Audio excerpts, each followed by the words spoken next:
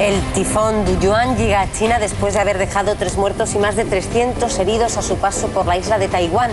Las autoridades chinas han ordenado regresar a puerto a 30.000 pesqueros. Los aguaceros arrastraron lodo, escombros y sedimentos de los cañones y estos inundaron las calles y cañadas. Autos repletos de personas se quedaron varados. Lamentablemente, 2 vehículos con 16 mujeres y niños fueron arrastrados con un resultado fatal.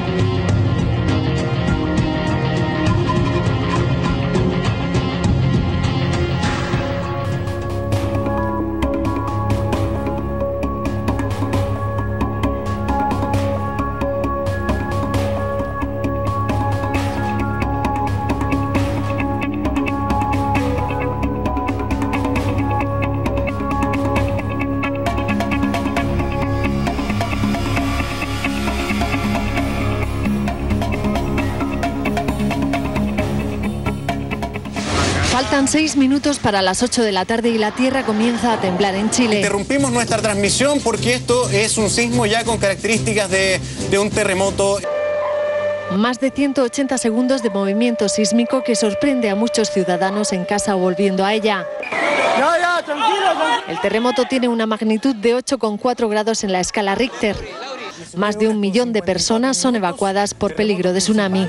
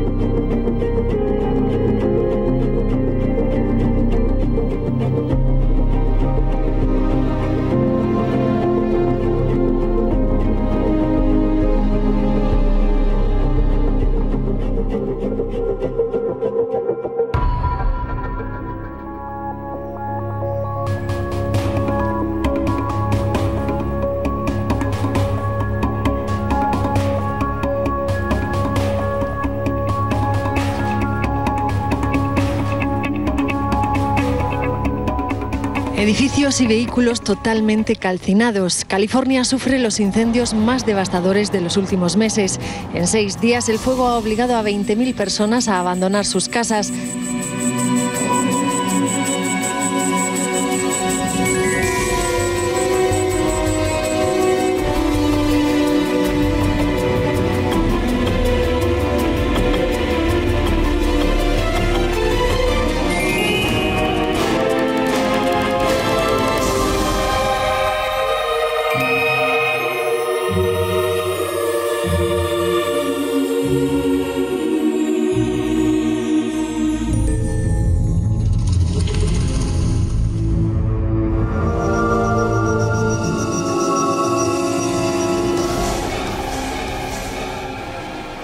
We sent CBS 13's Nick Janes to Redding to meet one of the leaders of the conspiracy theory. Dane claims the spraying he says is happening off the coast of California comes with an incredibly severe side effect. The heavy metal particles, he says, are blocking rainfall. You're talking about weather control. Yes, we are. Is that at all plausible? Is it even possible? Not really. Climate engineering is the greatest single assault on the environment ever launched by humanity, without question. I would find it more likely, I'm not saying that it's happening, but it's more likely to me that there's like extraterrestrial visits to the Earth than there are things like this happening. Dane is used to skeptics. He once was one himself. Talk is cheap for those that haven't investigated. I didn't want to believe this either. After becoming suspicious, something was partially blocking the sun's energy from reaching his solar home. Dane decided to go public. I can't not do this. It's the last thing I ever wanted to do. I'm not a political person. I'm not an activist. I'm simply a father that wants his children to have a future. His cause is gaining more attention. On this night in Redding, more than 1,000 people showed up from all over the country.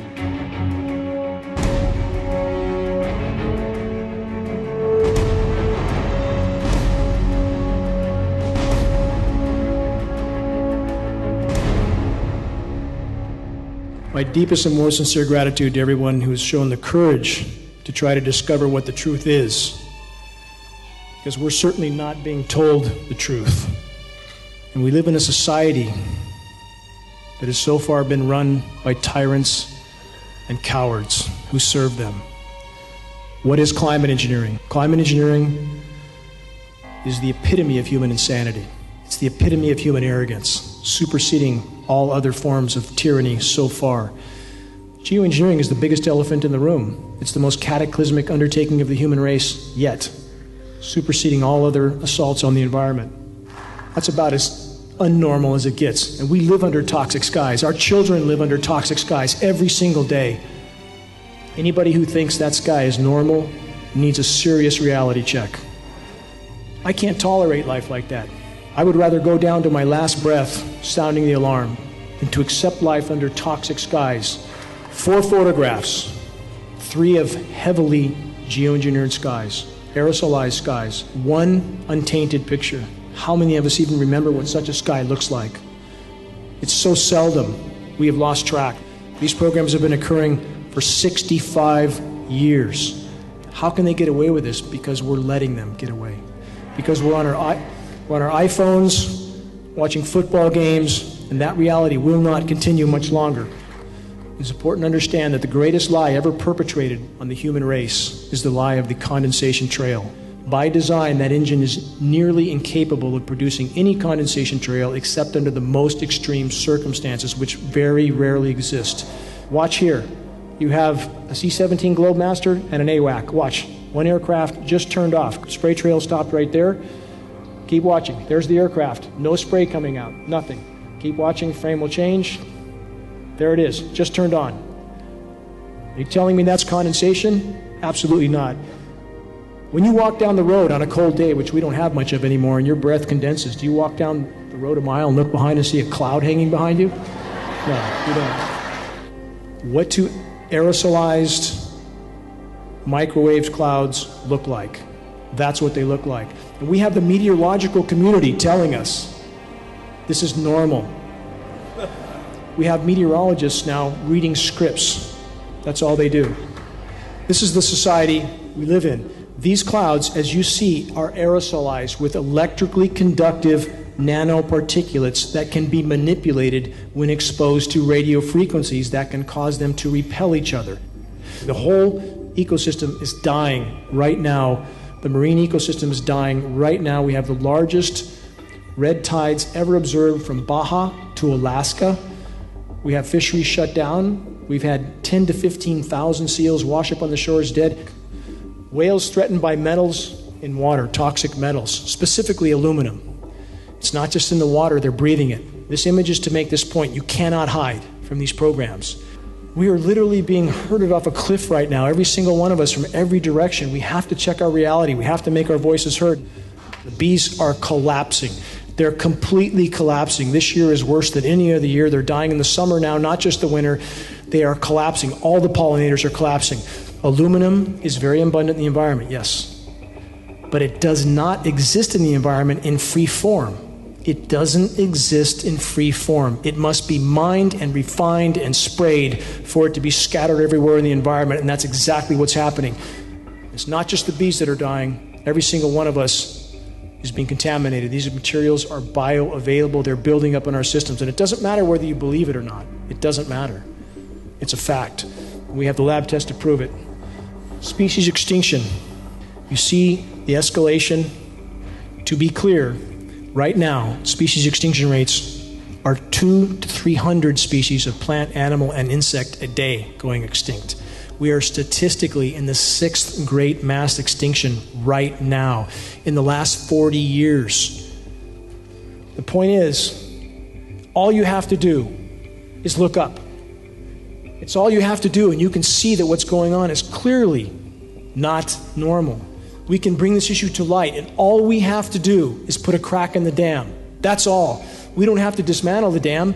All we have to do is put a crack in it, and they will not be able to stop the flow.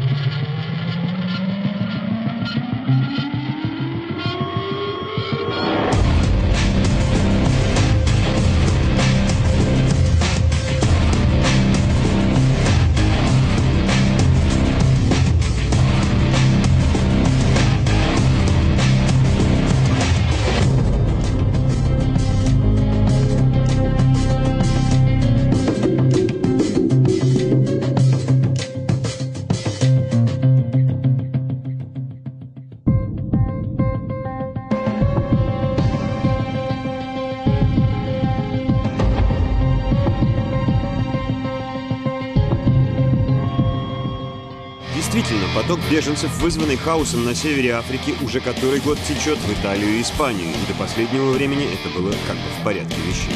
Несчастные, бежавшие от нескончаемой войны в Сирии и Ираке, до сих пор концентрировались в лагерях беженцев в соседних странах, включая Турцию. Но и эти бедолаги еще недавно интересовали лишь специалистов. И вдруг словно прорвало. Поток мигрантов в течение месяцев вырос в разы, а их еще недавно спонтанные перемещения оказались вполне упорядоченными, дорогостоящими и широко распиаренными. Проблема беженцев не возникла вдруг ниоткуда. Это просто один из, скажем так, последовательных этапов программы правительства Соединенных Штатов Америки по дестабилизации политической ситуации как на Ближнем Востоке, так и в европейском континенте. Цель дестабилизации политической ситуации американцев в европейском континенте – это просто поставить полную зависимость весь европейский континент, Европейский Союз от политической воли Соединенных Штатов Америки. Это надо совершенно четко понять. И правда странно, что до сих пор ни один из лидеров единой Европы ни словом не обмолвился о причинах происходящего. Засуха, упрямство Асада в Сирии, кровожадность исламского государства в Ираке – все что угодно, кроме признания собственной слепоты. Их комплекс вины, прикрытый чудовищной фотографией утонувшего ребенка, взывает теперь к коллективной совести европейцев, ни словом не обмолвившись при этом о десятках тысяч детских жизней, унесенных войнами, развязанными или благословленными ими за последние 2 десятилетия. Если мы посмотрим на ситуацию вокруг Европы, то увидим, что 12 лет спустя, после того, как американцы принесли в Ирак демократию на своих штыках, мы имеем миллионы потенциальных иммигрантов оттуда. То же самое с Сирией. За 3 года войны, которую среди прочих подстрекают и власти нескольких стран Евросоюза, у нас появились еще миллионы, не говоря уже о Ливии. Другими словами, мы прежде всего должны перестать подстрекать войну. Хотите решить вопрос мигрантов, взламывающих сейчас Европу со стороны Балкан? Остановите войну в Сирии. Мы же сами провоцируем это миграционное цунами, а потом жалуемся. Где же логика? Нелегальная миграция идет сейчас по 4 основным направлениям. Сенегал, Мавритания, Западная Сахара и Марокко формируют поток через Испанию. Конечная цель этих выходцев из бывших французских колоний, естественно, Франция. Туда же устремились граждане Алжира, Туниса и Ливии, плывущие через Средиземное море к берегам Италии и Греции. Последним ударом для Европы стал новый маршрут. Не менее трети сегодняшних мигрантов двинулась через Сирию и Турцию, в Грецию и далее через Балканы в Германию. Действительно, первый же удар миграционной волны поднял на поверхность все глубинные противоречия внутри Евросоюза. Помимо финансово-экономических проблем, миграционный кризис неизбежно обострит многочисленные социальные, этнические, культурные и религиозные внутренние разногласия. Прежде всего с исламом, приверженцы которого с каждым годом становятся все более влиятельной силой во многих европейских странах. Все прекрасно понимают, что если финансовый кризис сильно накренил Европу влево, то бездумный прием на борт миллионов мигрантов неизбежно качнет ее вправо.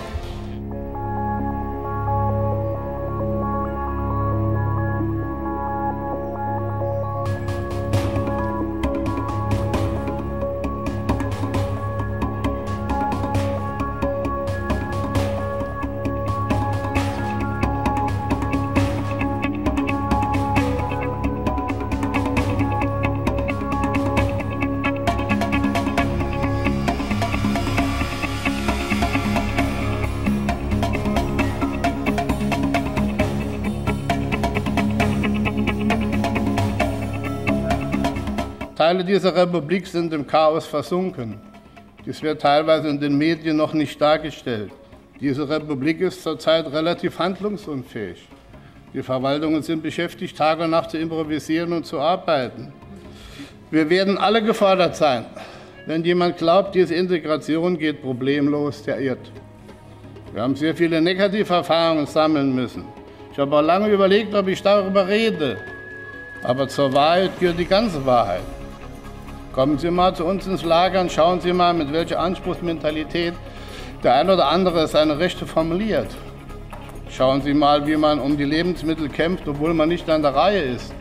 Wir haben leider Gottes auch Menschen, die sich nicht an die Gesetze halten. Hauptproblem in diesen Dingen, was den Verstoß gegen die Gesetze angeht, ist auch eine steigende Aggressivität. Wenn unsere Frauen das Essen nicht mehr ausgeben können, weil sie unrein sind, und die anderen das nicht essen wollen, dann schafft das Probleme.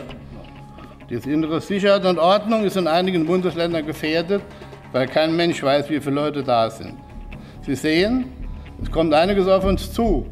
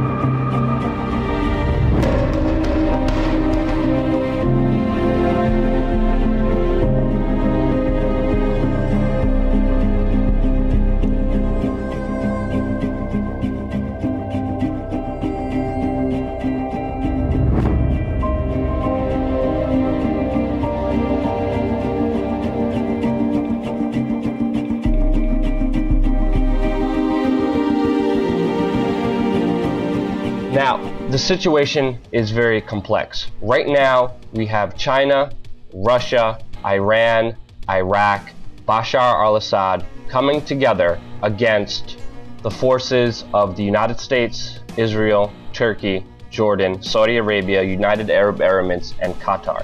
As we know from the previous history, fighting ISIS has not been the US's goal. Ever since 2006, according to leaked WikiLeaks documents, the US was planning to overthrow Assad.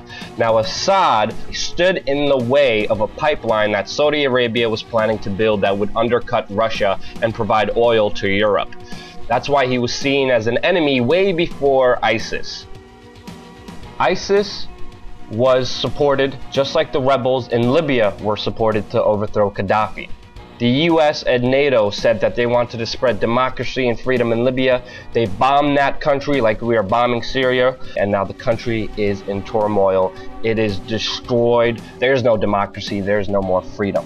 The US did the same strategy by funding and supporting Syrian rebels. They called them the freedom fighters. Meanwhile, it turned out that they were ISIS. Turkey, Saudi Arabia are buying up oil that ISIS took control of in Syria. They're buying it for cheap. Where are the US sanctions? They put sanctions on Iran. They put sanctions on Russia. But they do not put sanctions on the very people giving ISIS almost millions and millions of dollars every single day, financing their operations. The US was supposed to be bombing ISIS, as we've heard in the news, but they are even refusing to combine training camps that are turning out thousands of fighters a month. Because the US does not want to defeat ISIS, the US wants to defeat Assad because he's standing in their way. You see John McCain here, who visited Syria, was standing behind these so-called freedom fighters. They all turned out to be ISIS. All the arms and all the trainings are going towards radical Islamists, al-Nusra and ISIS. And that's why Russia is now stepping in saying, no, we're really gonna bomb this. Now the United States is saying that Russia is destabilizing Syria. Meanwhile, it was the United States funding and training rebels with Turkey, Israel, Saudi Arabia, Qatar, United Arab Emirates, who have done so in the beginning. We see these global forces facing off against each other with this very important prized geopolitical territory known as Syria. But to stop it, we have to be informed about what is really happening and the true history of it, because the mainstream media is sending a lot of propaganda, not dealing with the whole picture.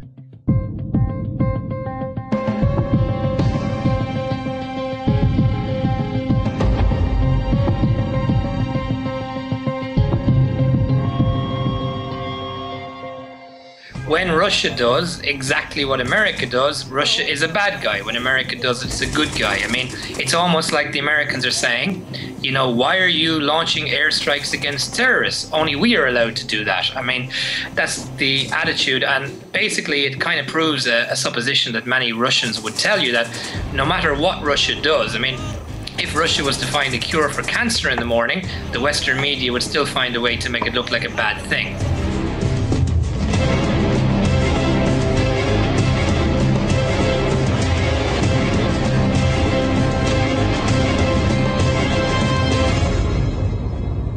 The United States saying Russia may be targeting Syrian opposition fighters and not ISIS. Russia says it's targeting ISIS, and obviously that's not the case.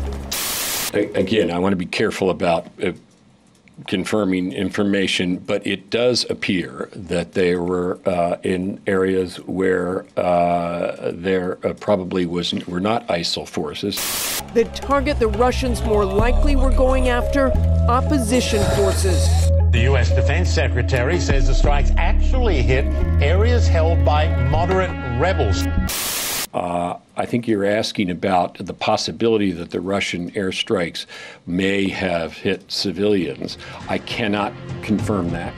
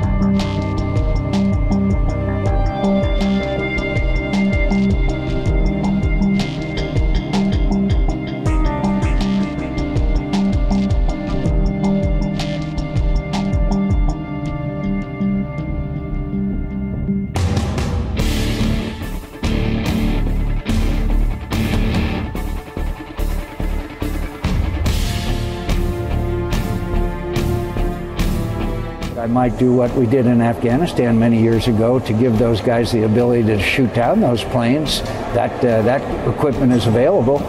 Having met Vladimir Putin, I wouldn't talk to him at all. We've talked way too much to him. What I would do immediately is begin rebuilding the Sixth Fleet. I would begin rebuilding the missile defense program in Poland. I would conduct regular, aggressive military exercises in the Baltic states. I'd probably send a few thousand more troops into Germany. Vladimir Putin would get the message.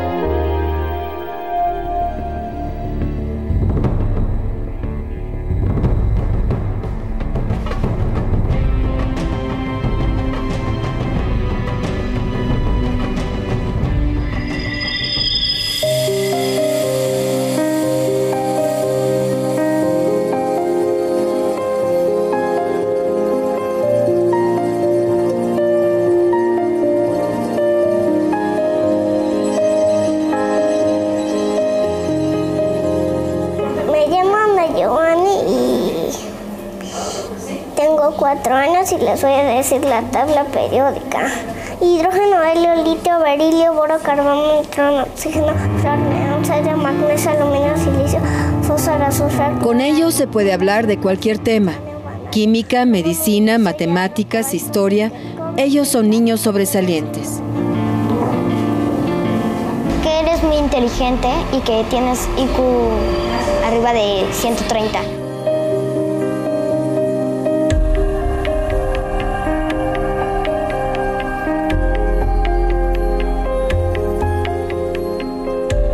So you're in year 8. How is school going for you? Do you think you may? Is it too easy for you as well? Do you think you might have to skip a grade or two?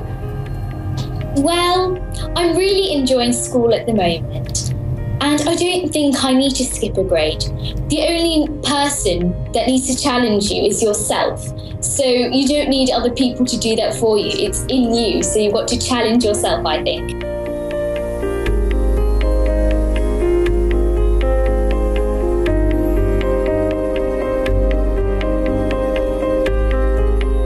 Un día en una clase, aparte de la primaria, me mostraron un elemento químico, entonces empecé a tomar los libros de mis papás y mis tíos. Ahí ya fue en donde ya me fue gustando más.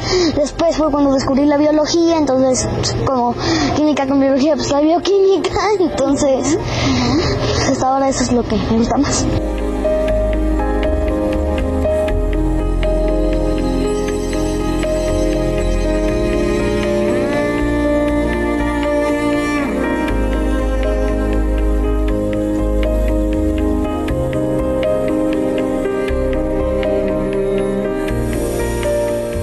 eres la niña psicóloga más joven del mundo y quería preguntarte cómo te sientes. Bueno, sí me siento muy feliz porque siento que de esta manera tengo más tiempo para todavía prepararme más, porque muchos piensan que ya que acabé mi licenciatura voy a trabajar, pero no es cierto. Yo voy a seguir preparándome para en un futuro ya empezar a trabajar.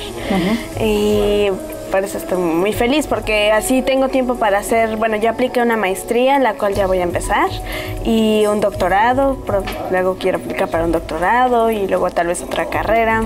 Hasta que... No paras. Yo creo que es que en los niños sobredotados tenemos un gran interés por cosas nuevas, entonces no queremos parar de estudiar.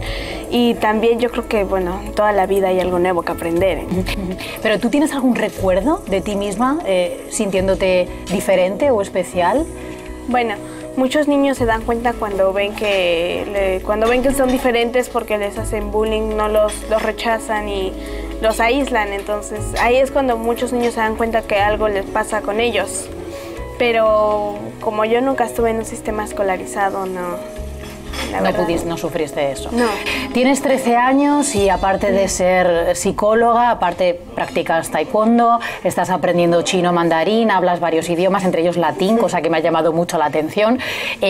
Pintas al óleo, insisto, ¿el día tiene más horas para una niña de 13 años? ¿O cómo lo haces? ¿De dónde sacas el tiempo? Bueno, no tiene más horas, porque me duermo a las 10 y me despierto a las 7, entonces no es mucho tiempo el que tengo, pero lo clave está en organizar actividades. Es que muchos piensan que estoy encerrada estudiando.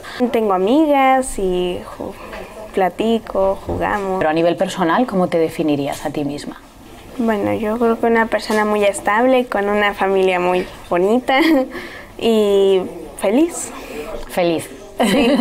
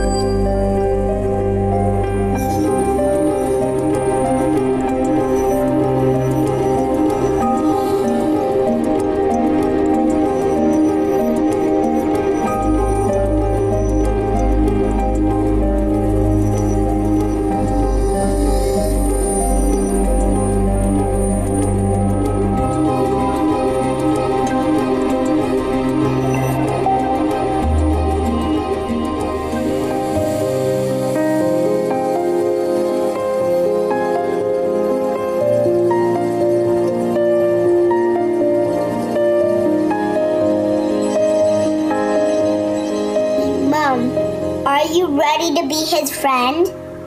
Yes. Just try your best. I don't want you and my dad to be replaced and meanies again. I want you and my dad to be placed as settled and be friends. I'm not trying to be mean. I just want everyone to be friends. And if I can be nice, I think all of us can be nice too.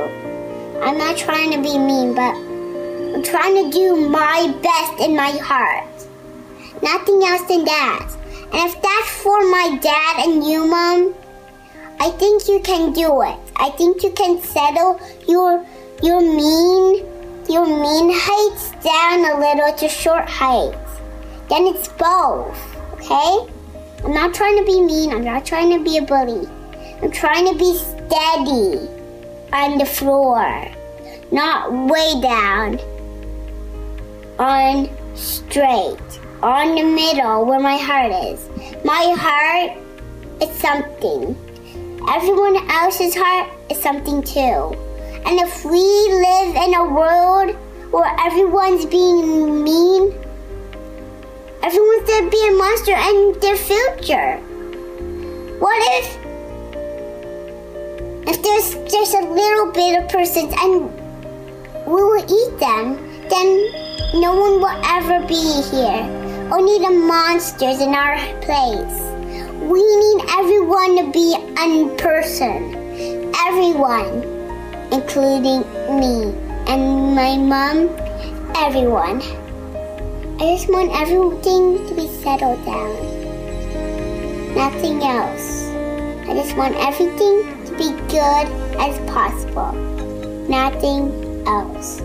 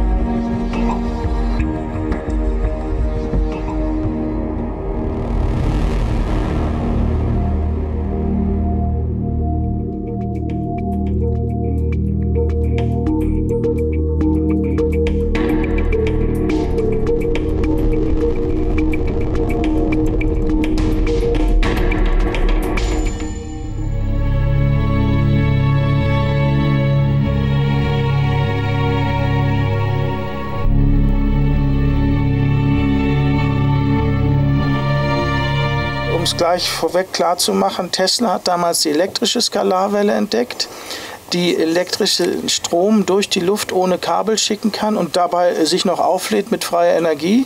Das ist auch der Hauptgrund, weswegen die Skalarwelle dann unterdrückt worden ist. Weil sie eine Energierevolution nach sich gezogen hätte. Genau. Und dann eben, das auch noch schneller als Licht gegangen ist. Und das darf ja schon mal gar nicht sein. Es gibt Sachen, die schneller als Licht sind. Und zwar sehr viele, unter anderem Skalarwellen. Die große Entdeckung von Professor Meil war dann vor über 20 Jahren, es gibt nicht nur die elektrische Skalarwelle, die Tesla entdeckt hat und vorgeführt hat, sondern auch die magnetische Skalarwelle, die sich in Richtung des magnetischen Feldzeigers ausbreitet. Und das ist die, die biologisch relevant ist, die wir in unserem Körper benutzen. Die ganze Zellkommunikation arbeitet damit. Was wirklich passiert, ist, über Lichtgeschwindigkeit korrespondieren die Zellen miteinander und geben Information und Energie weiter. Und deshalb hat man dann angefangen, andere technische Wege zu beschreiten und sich in unser Gehirn mit Strahlen einzuklinken. Die Leute, die Mind Control machen, müssen sich an unseren Biocomputer anpassen. Die haben natürlich schon lange herausgefunden, dass er mit magnetischen Skalarwellen arbeitet. Deshalb müssen die das auch tun, sonst könnten sie keine Ergebnisse erzielen. Und da nicht so viele Menschen da sind, um 7 Milliarden zu steuern, müssen sie es über Computer laufen lassen. Also kann man Computer programmieren, magnetische Skalarwellen zu senden zum Menschen, um da dann alles Mögliche zu beeinflussen. Und zwar ist es nicht nur im Gehirn, dass man Gedanken lesen kann, Gedanken beeinflussen kann, auf einmal den Willen ändert, dass man eine andere Partei wählt, als man eigentlich wollte und so weiter, ohne dass man merkt, dass man beeinflusst ist. Man kann auch ans Erinnerungsvermögen ran, Erinnerungen auslöschen, falsche Erinnerungen einpflanzen und man kann auch an den Rest des Körpers ran. Man kann also Krebs erzeugen, alle Krankheiten, die man will. Und man kann auch zum Beispiel jemanden das Geschlecht wechseln lassen, dass er auf einmal da ganz anders denkt oder die Religion wechseln. Ich kenne mehrere Opfer, die auf einmal zum Islam übergetreten sind. Das ist alles durch Mind Control gemacht. Ja. Ich kenne sehr viele Opfer, die zu mir kommen und sagen, ich höre jetzt die Stimme, ich soll den und den umbringen und ich will das aber nicht und die kämpfen dagegen. Und jetzt hatten wir einen Fall in Südschweden, einen Soldat, der seine eigene Familie umgebracht hat, die er sehr liebte. Der schildert richtig, wie er dauernd dagegen gekämpft hat, gegen diese Stimmen und das zum Schluss nicht mehr geschafft hat und die dann tatsächlich umgebracht hat und dann nachher noch versucht hat, die zu retten und so weiter. Also entsetzliche Dramen, die sich da abspielen. Ein Schwede ist nach Kiruna ins Bergwerk gefahren, 700 Meter unter die Erde, um diese Strahlung loszuwerden und Stimmen im Kopf. Das wurde aber nicht besser, obwohl da unten gar kein Handyempfang mehr war oder irgendwas. Andere haben so Bleischürzen um sich herum oder Alufolien auf dem Kopf. Das hat alles nichts genützt, weil die sind immer davon ausgegangen, dass es elektromagnetische Wellen sind. Und da könnte man sich ja mit Alufolie und Blei und so weiter schützen. Das geht aber durch, diese Strahlung, weil es eine andere Wellenform ist, nämlich eine Skalarwelle. Also da ist alles machbar. Das ist eine fürchterliche Waffe. Es ist so, dass die Verbindung zwischen Computer und Mensch über ein Interface gehen muss. Und zwar am besten ein Chip, das man auf verschiedene Weise in den Menschen rein projiziert. Und diese Chips müssen sich dann mit Gewebe verbinden aus dem Körper und dadurch ist das Interface dann hergestellt. Oder aber, das ist die eine Methode, die andere ist, man hat die DNA vom Opfer. Denn unsere DNA ist eine Antenne für Skalarwellen, für magnetische Skalarwellen, sowohl als Sender als auch als Empfänger. Was ganz wichtig zu wissen ist, man kann die Informationen von Mind Control von einem Satelliten schicken, man kann sie über die Chemtrails was machen und man kann sie ganz wichtig über die Handy-Technologie schicken, weil die ganzen Handymasten und die Handyempfänger, die arbeiten auch mit Skalarwellen. Um die Antenne herum ist sogar mehr Skalarwellenanteil als elektromagnetischer Wellenanteil. Die meisten Menschen lässt man nicht merken, dass sie Opfer sind. Die hören keine Stimmen, sondern das Klassische ist, dass du nicht mitkriegst, dass du unter Mind Control bist.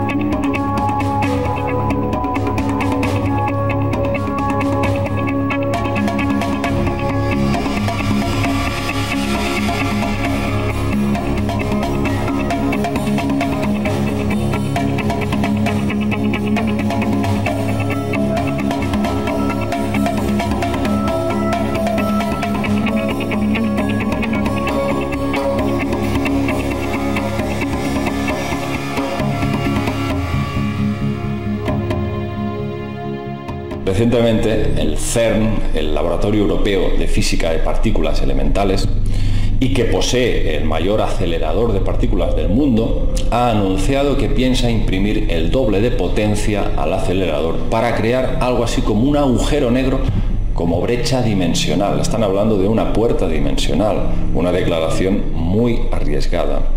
Sobre todo teniendo en cuenta que, aunque la física hiperdimensional está muy bien considerada, con muy buenas expectativas, se trabaja en secreto, por supuesto muchos proyectos en secreto, pero de cara a la galería, de cara al público, no se habla, digamos, de forma tan halagueña de puertas dimensionales. Entonces, es bastante curioso que hayan hecho una declaración de estas características. Bien, vamos a ver un poco cuál es la infraestructura del CERN. Básicamente es subterránea y ahí trabajan más de 6.000 científicos de 86 nacionalidades diferentes. ¿Qué grado de gravedad puede tener lo que se geste ahí dentro del CERN?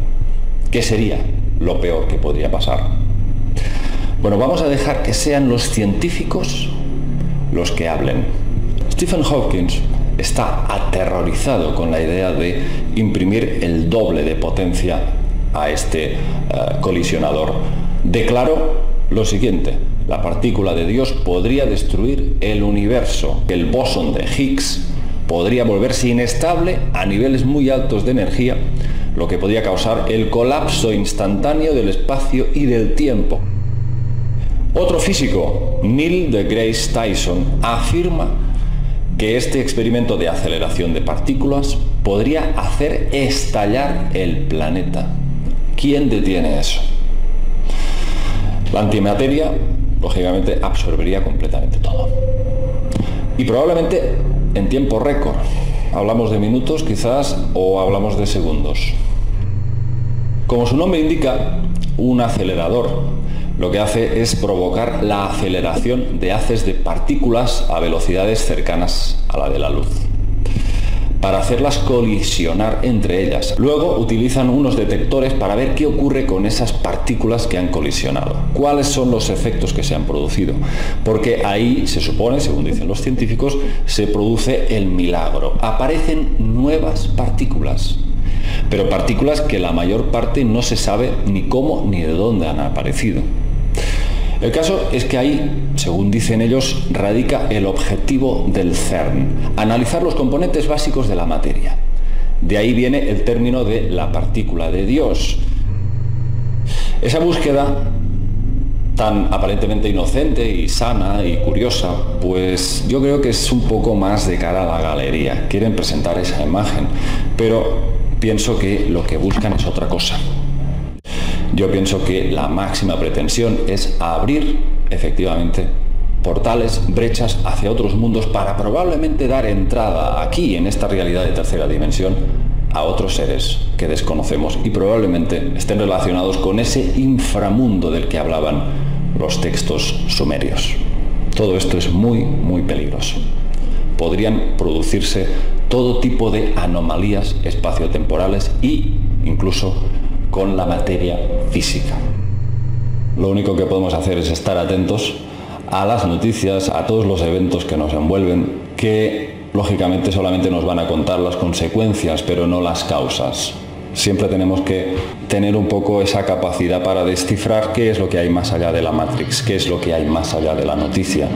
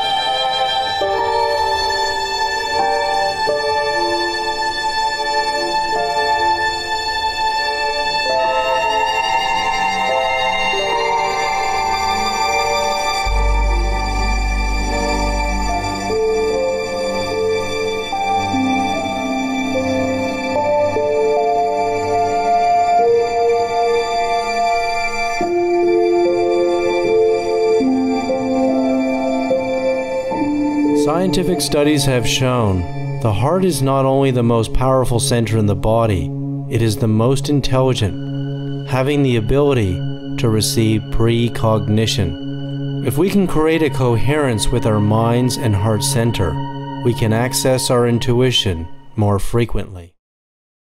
The heart is an electrical organ. It produces by far the strongest source of bioelectricity in our body, up to 40 to 60 times stronger than the second most powerful source, which is the brain.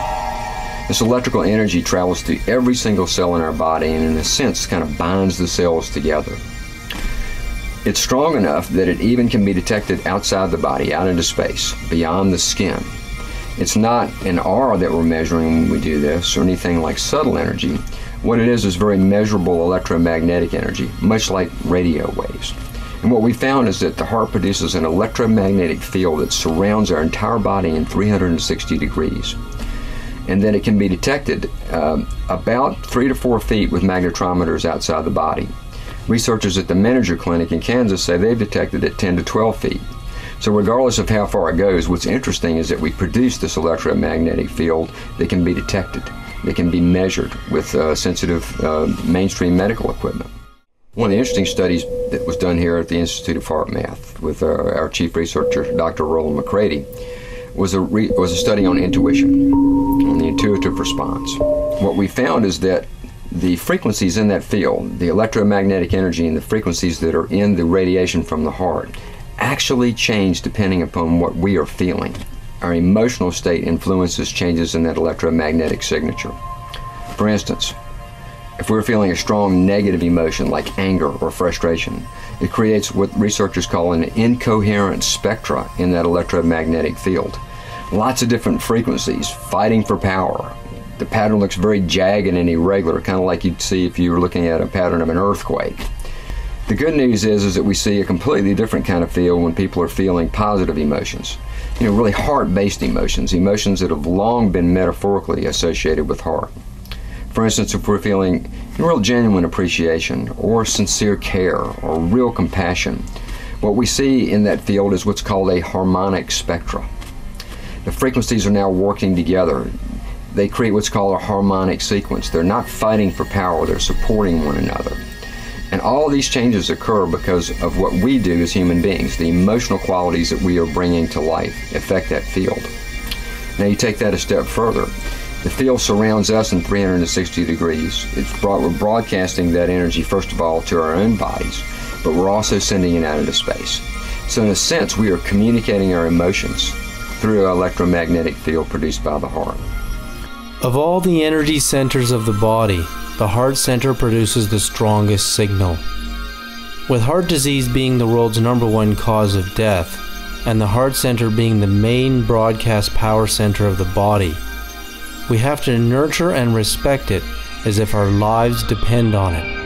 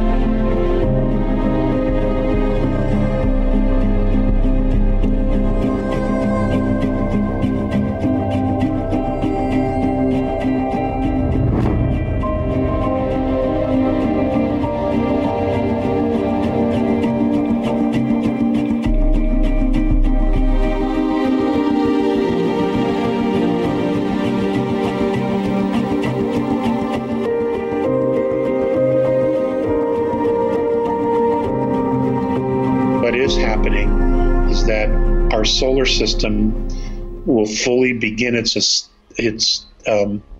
descent into the plasma field, the